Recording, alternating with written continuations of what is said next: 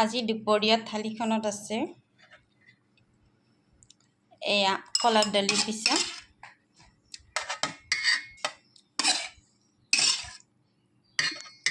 ভোল পিটিকা, মচুৰ দালি পিটিকা,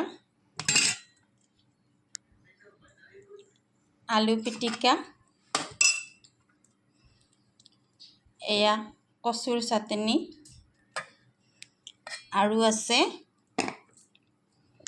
এয়া বিলাহী পিটিকা। এনেদৰে আপোনালোকে খায়নে? জনাবলৈ নাপাহৰিব।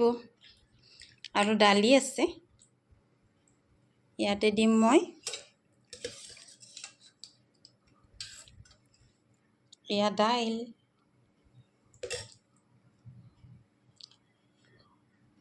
এয়া হ'ল আজি দুপৰীয়া থালিখন। মোৰ বৰ প্ৰিয় এনেকুৱা পিটিকাৰে এখন থালি খাই বৰ ভাল লাগে, মাছ মাংস খোৱাতকৈ। আপোনালোকৰ বাৰু কেনেকুৱা লাগে জনাবচোন। থেংক ইউ ফৰ ৱাচিং। Thank you very much.